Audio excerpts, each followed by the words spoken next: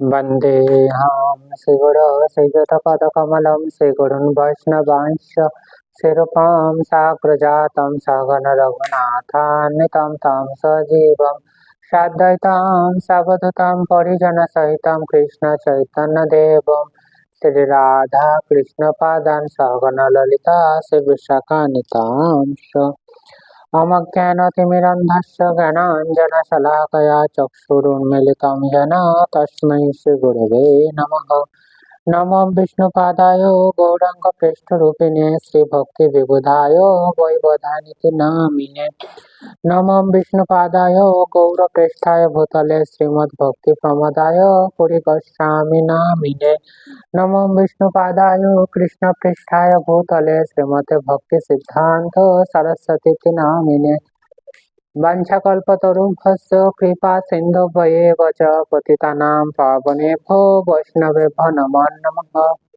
वृन्दाय तुलसीदेव्यै प्रियाय केशवस्य च कृष्णभक्तिप्रदे देवी सत्यवते नमो नमः।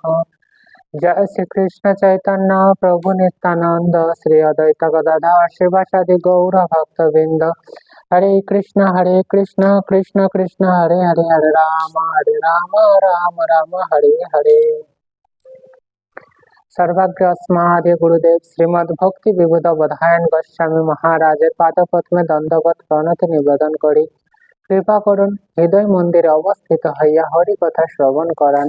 तत्पश्चात परम गुरुदेव एवं गुरु परम्परार प्रति सश्रद्धा दंडवत प्रणति निवेदन करी कृपा करुन जाते आज आमी हरि कथा श्रवण करते पारी।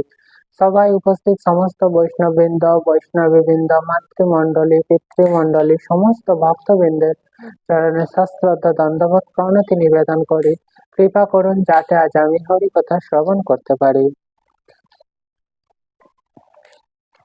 तो आज হচ্ছে উত্থান একাদশী তিথি আর এই যে উত্থান একাদশী তিথি আজকে আমরা এই একাদশী তিথির মাহাত্ম্য সম্পর্কে আজ আমরা শ্রবণ করব।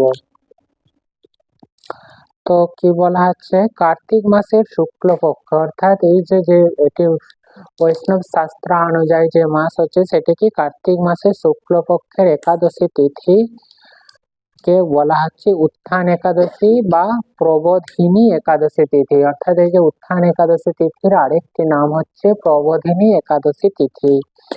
তো কার্তিক মাসের শুক্লপক্ষের একাদশীর মাহাত্ম্য স্কন্ধ পুরাণের ব্রহ্ম নারদ সংবাদে বর্ণিত রয়েছে। মহারাজ যুধিষ্ঠির বললেন, হে পুরুষোত্তম, কার্তিক মাসের শুক্লপক্ষের একাদশীর নাম আমাকে কৃপা করে বলো এবং তার মাহাত্ম্য সম্পর্কে আমাকে বলো।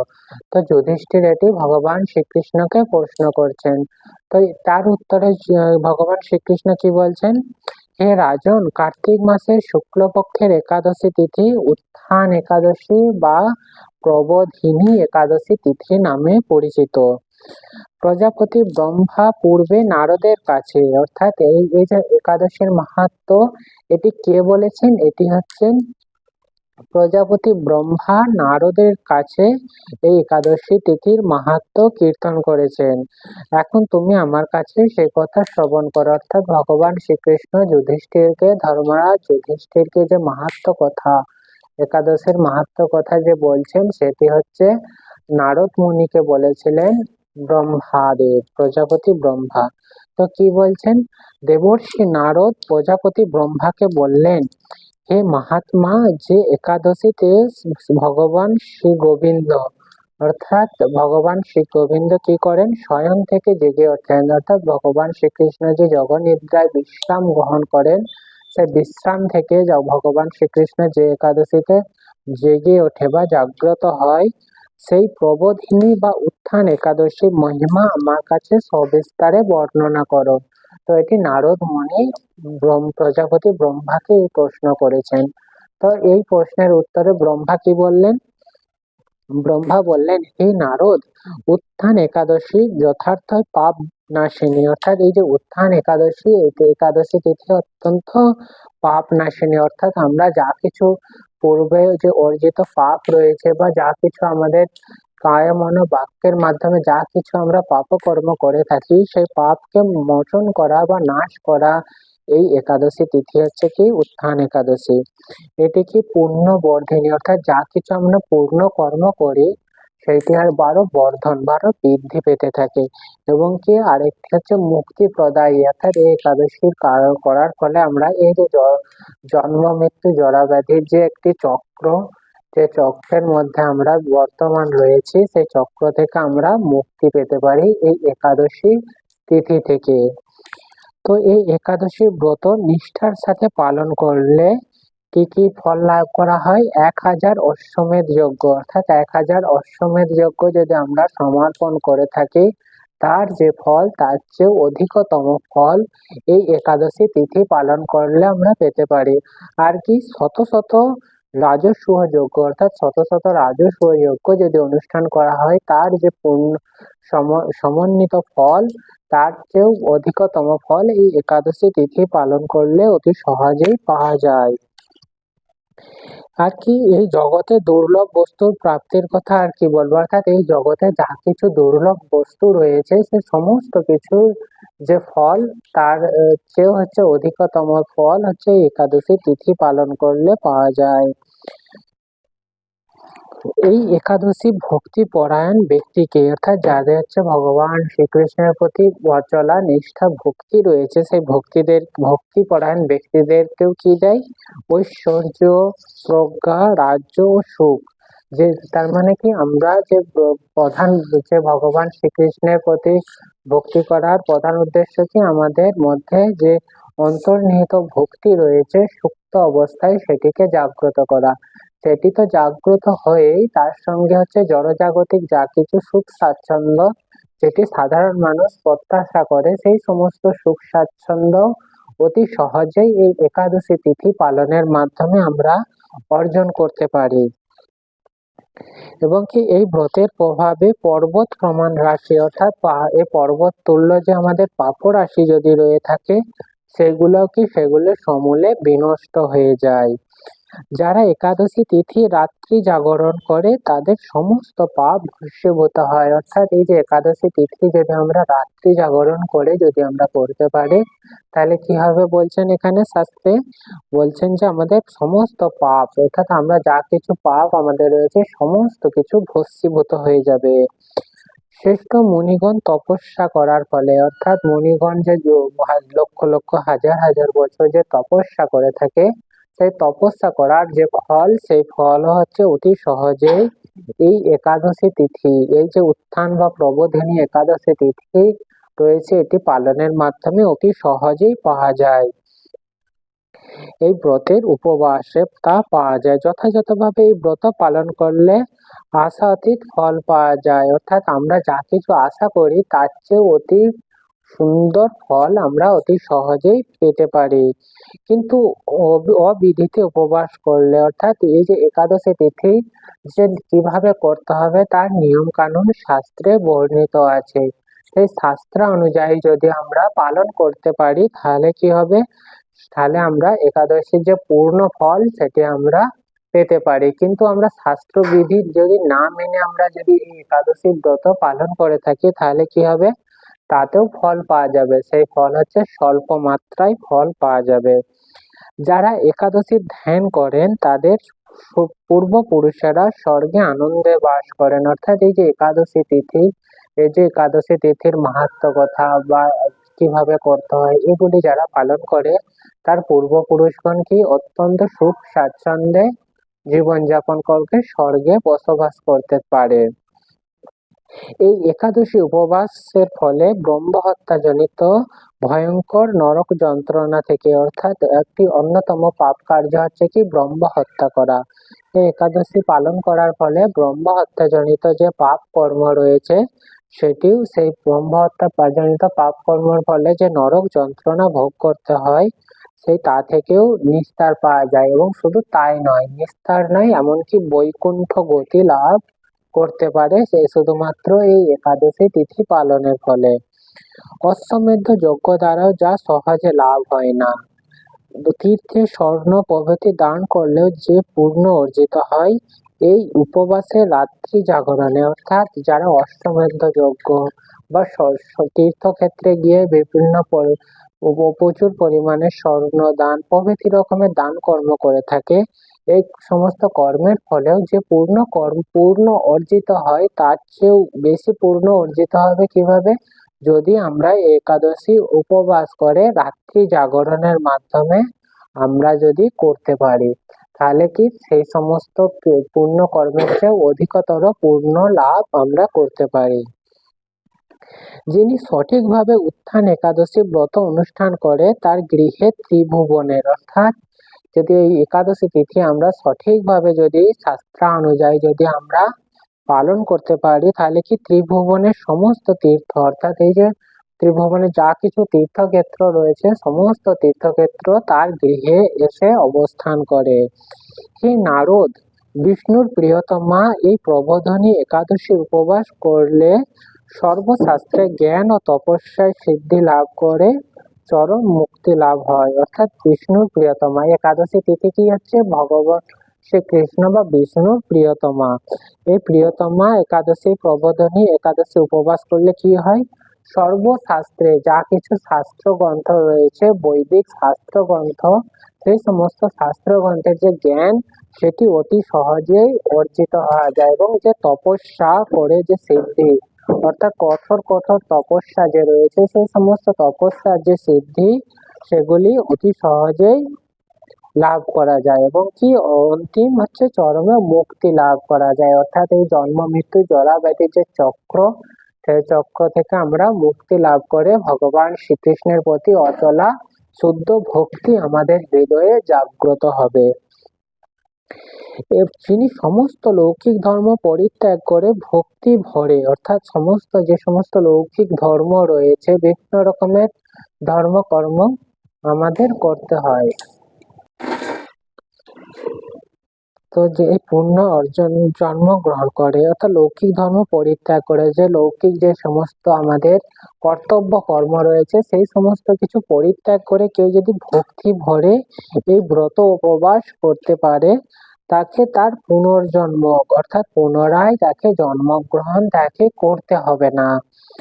এমনকি মন ও বাক্যের দ্বারা অর্জিত পাপ রাশি, অর্থাৎ আমরা মনের মাধ্যমে যে সমস্ত চিন্তা করার মাধ্যমে যে পাপ করে থাকি, বা বাক্য অর্থাৎ আমরা কথা বলার মাধ্যমেও যে সমস্ত পাপ কর্ম করে থাকি, সেই সমস্ত পাপ কর্মের ফলে যা কিছু পাপ রাশি আমাদের যে অর্জিত হচ্ছে সেগুলি হচ্ছে কি গোবিন্দের অর্চনে বিনষ্ট হয়ে যায়, অর্থাৎ এই সমস্ত পাপ কর্ম অতি সহজেই বিনষ্ট হয়ে যায়।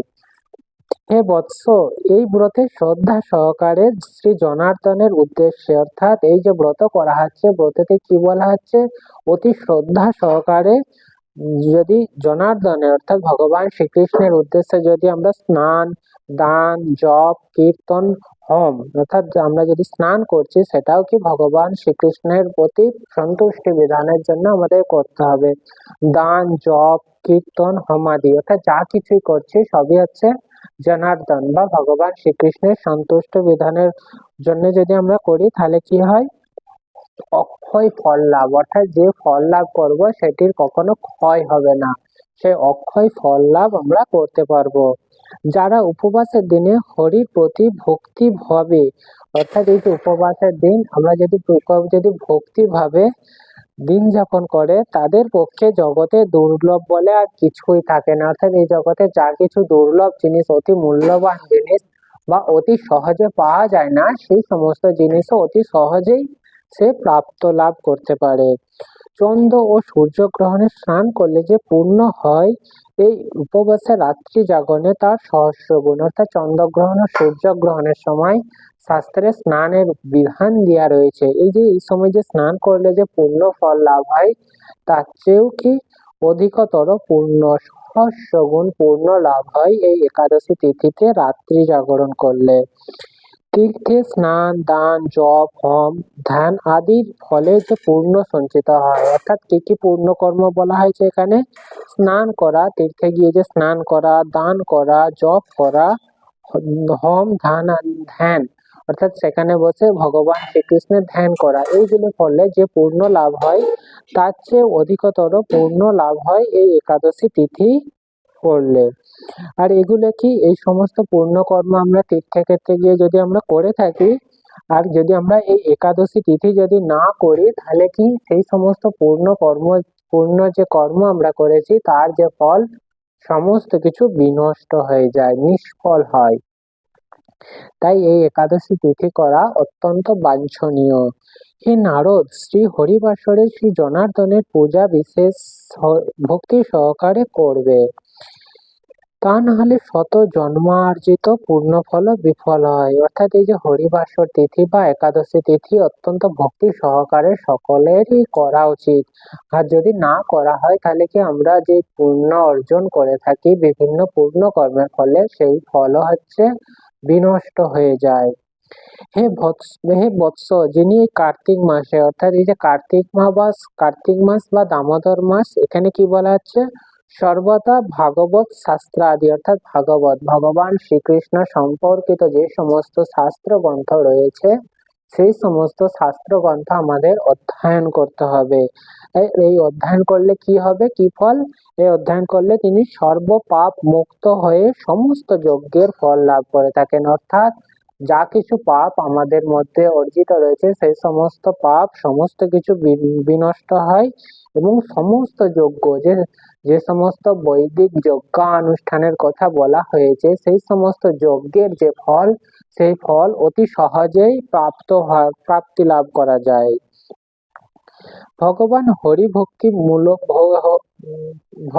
হরিভক্তিমূলক শাস্ত্র পাঠে অর্থাৎ হরিভক্তি বা ভগবান শ্রীকৃষ্ণ সম্পর্কিত যে সমস্ত শাস্ত্র গ্রন্থ রয়েছে সেই সমস্ত শাস্ত্র গ্রন্থ যদি আমরা অধ্যয়ন করে থাকি বা শ্রবণ করে থাকি তাতে কি হয়, তাতে ভগবান শ্রীকৃষ্ণ অত্যন্ত প্রীত বা সন্তুষ্ট হয়ে থাকেন এবং কি তিনি কিন্তু দান যজ্ঞাদি দ্বারা তেমন প্রীত হয় না। অর্থাৎ শাস্ত্র গ্রন্থ অধ্যয়ন করার ফলে ভগবান শ্রীকৃষ্ণ যে প্রীতি লাভ করে তা অন্যান্য যে সমস্ত পুণ্য কর্ম রয়েছে সেইগুলির চেয়ে এই শাস্ত্র গ্রন্থ অধ্যয়ন বা শ্রবণে ভগবান শ্রীকৃষ্ণ অত্যন্ত প্রীত হন। এই মাসে বিষ্ণুর নাম অর্থাৎ ভগবান শ্রীকৃষ্ণের যে দিব্য নাম মহামন্ত্র নাম আমরা জপ করে থাকি, গুণ লীলা রূপ লীলা ইত্যাদি শ্রবণ কীর্তন অর্থাৎ ভগবান শ্রীকৃষ্ণের যে সমস্ত লীলা রয়েছে, গুণকথা রয়েছে, তত্ত্ব কথা রয়েছে সেগুলি কি কীর্তন বা শ্রবণ করতে হবে। অথবা শ্রীমৎ ভাগবত হচ্ছে অত্যন্ত গুরুত্বপূর্ণ পুরাণ শাস্ত্র সেই বা ভক্তি শাস্ত্র, সেইগুলি আমরা যদি পাঠ বা অধ্যয়ন করে থাকি তাহলে কি হয়, শত শত গোদানের ফল অচিরেই প্রাপ্ত করা যায়। অর্থাৎ আমরা গোদান করার যে ফল, শত শত গোদানের ফল অতি সহজেই আমরা শাস্ত্র অধ্যয়নের মাধ্যমে আমরা পেতে পারি। অতএব হে মুনিবর, কার্তিক মাসে সমস্ত গৌণ ধর্ম বর্জন করে অর্থাৎ যে সমস্ত গৌণ বা সূক্ষ্ম যে ধর্ম রয়েছে সেগুলি ত্যাগ করে কি বলা হচ্ছে, কেশবের সামনে অর্থাৎ ভগবান শ্রীকৃষ্ণের সামনে, ভগবান শ্রীকৃষ্ণের যে বিগ্রহ বা আলেখ্য রয়েছে তার সামনে হরিকথা শ্রবণ কীর্তন করা অর্থাৎ তার সামনে হরিকথা শ্রবণ করতে হবে বা কীর্তন করতে হবে, করা আমাদের অত্যন্ত কর্তব্য। কোন ব্যক্তি যদি ভক্তি সহকারে এই মাসে ভক্ত সঙ্গে হরিকথা শ্রবণ ও কীর্তন করে অর্থাৎ আমরা যদি ভগবান শ্রীকৃষ্ণ যারা ভক্ত রয়েছে সেই সমস্ত ভক্তের সঙ্গ করে যদি আমরা শ্রবণ ও কীর্তন করতে পারি তবে তার শতক কুল অর্থাৎ যদি আমরা এরকম করতে পারি তাহলে শতকুল অর্থাৎ যে ব্যক্তি করছে তার শতকুল কি হবে, উদ্ধার প্রাপ্ত হবে এবং হাজার হাজার দুগ্ধবতী গাভী দানের যে ফল অর্থাৎ সেটি অতি সহজেই প্রাপ্তি লাভ করা যাবে।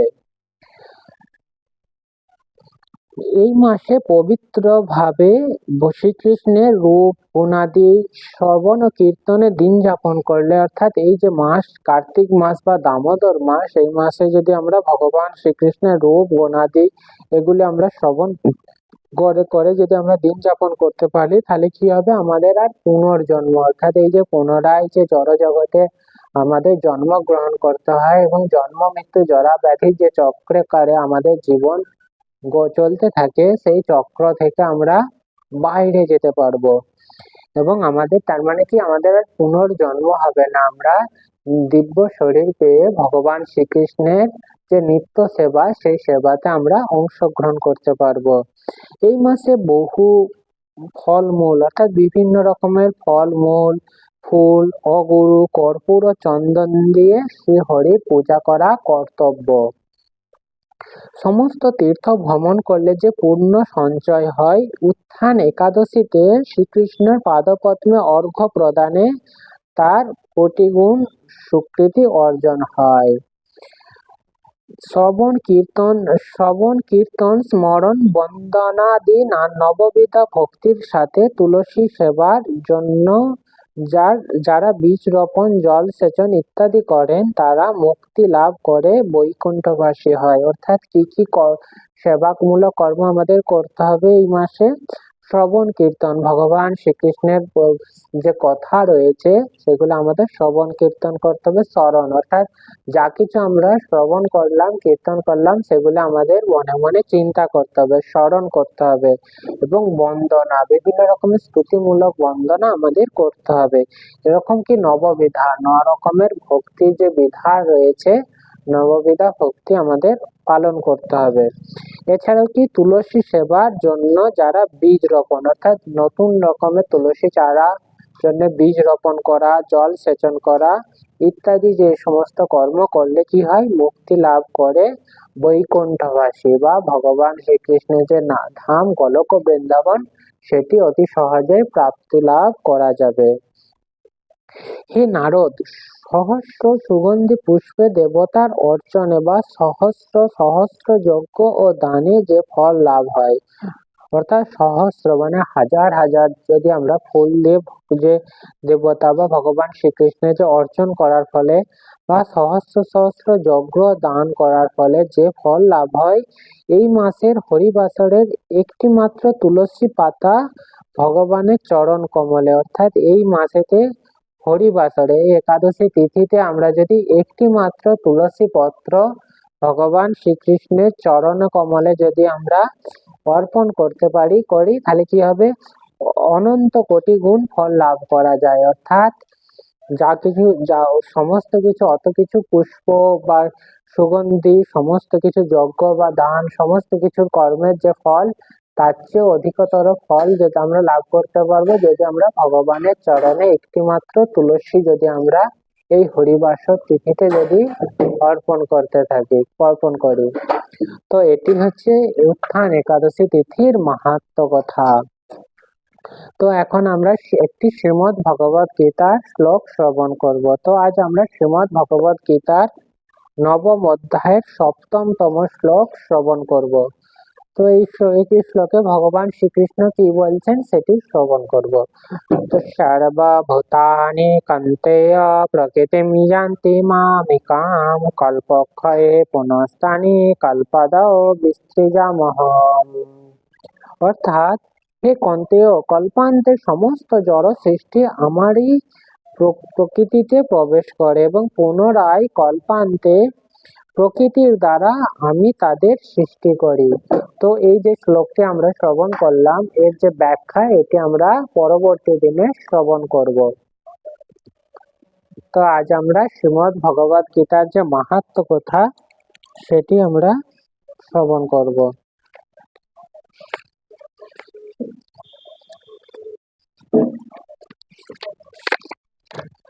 তো আজ আমরা 84তম ও 85তম মাহাত্ম্য শ্রবণ করব। এখানে কি বলছেন? সুতবাচ, সুত গোস্বামী কি বলছেন? এতন মাহাত্ম্য সংযুক্ত গীতা পাঠ করতি শ্রদ্ধায় শৃণুত্যেব পরমাং গতি আপনুয়াত। অর্থাৎ মাহাত্ম্যযুক্ত গীতা যিনি শ্রদ্ধা পূর্বক পাঠ বা শ্রবণ করেন, অর্থাৎ এই যে গীতা যে মাহাত্ম্য, এটা যদি সংযুক্ত, অর্থাৎ গীতা পাঠ করার পর যদি এই যে মাহাত্ম্য সংযুক্ত পাঠ অতি শ্রদ্ধা পূর্বক অর্থাৎ অতি শ্রদ্ধার সাথে যদি আমরা কেউ যদি পাঠ বা শ্রবণ করে থাকেন, তিনি কি হন? তিনি পরমাগতি অর্থাৎ পরম গতি কি? ভগবান শ্রীকৃষ্ণের প্রতি অচলা শুদ্ধ ভক্তি, সেই শুদ্ধ ভক্তি তার মধ্যে জাগ্রত হবে। শ্রুত্বা গীতামর্থ যুক্তাম মাহাত্ম্য শৃণোতি চ শৃণোতি চ তস্য পুণ্যফলম লোকে ভবেৎ সর্বদুঃখসুখাবহম। অর্থাৎ যে ব্যক্তি শ্রদ্ধাপূর্বক অর্থযুক্ত গীতা শ্রবণ করেন, অতি শ্রদ্ধার সাথে, কি বলা আছে, অর্থযুক্ত, অর্থাৎ গীতার যে অর্থ রয়েছে সেই অর্থ যথার্থভাবে বোঝার মাধ্যমে গীতা যদি শ্রবণ করে থাকে, গীতা মাহাত্ম্য শ্রবণ করেন, এই যে গীতার যে মাহাত্ম্য যদি শ্রবণ করে থাকেন, কি ফল হবে?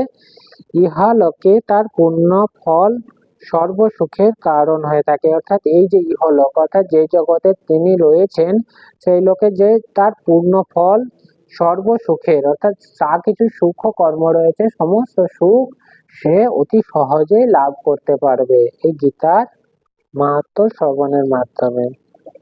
তো এখানেই শ্রীমদ্ ভগবত গীতার এই যে 85তম মাহাত্ম্য রয়েছে, আজকে 85তম মাহাত্ম্য বিশ্রাম হলো, সমাপ্ত। তো এরপর একটি কীর্তনের মাধ্যমে আজকের পাঠ সেটি বিশ্রাম প্রদান করা হবে। হরি হরায় নমঃ, কৃষ্ণ যাদবায় নমঃ, যাদবায় মাধবায় কেশবায় নমঃ, গোপাল গোবিন্দ রাম শ্রী মধুসূদন, গিরিধারী গোপীনাথ মদন মোহন, শ্রী চৈতন্য নিত্যানন্দ শ্রী অদ্বৈত সীতা, হরি গুরু বৈষ্ণব ভাগবত গীতা, শ্রী রূপ সনাতন ভট্ট রঘুনাথ, শ্রী জীব গোপাল ভট্ট দাস রঘুনাথ। এই ছয় গোসাই করি চরণ বন্দন, যাহা হইতে বিঘ্ন নাশ অভীষ্ট পুরাণ। এই ছয় গোসাই যার মই তার দাস, তার সবার পদ রেণু মার পঞ্চগাছ, তাদেরও চরণ সেবি ভক্ত সন্নিবাস, জনমে জনমে হয় অভিলাষ। এই ছয় গোসাই যাবে ব্রজে কৈলাবাস, রাধা কৃষ্ণ নিত্য লীলা করিলা প্রকাশ, আনন্দে বল হরি ভজ বৃন্দাবন, শ্রী গুরু বৈষ্ণব পদে যাইয়া মন, শ্রী গুরু বৈষ্ণব পাদ পদ্ম করিয়া, নাম সংকীর্তন করে নরোত্তম দাস। হরে কৃষ্ণ কৃষ্ণ কৃষ্ণ হরে হরে, হরে রাম রাম রাম হরে হরে। তাই গৌর হরি বল, হরি বল, হরি বল, হরি বল। নিতাই গৌর হরি বল, হরি বল, হরি বল, হরি বল। নিতাই গৌর হরি বল, হরি বল, হরি বল, হরি বল। জয় কৃষ্ণ নিতাই গৌর হরি হরি বল।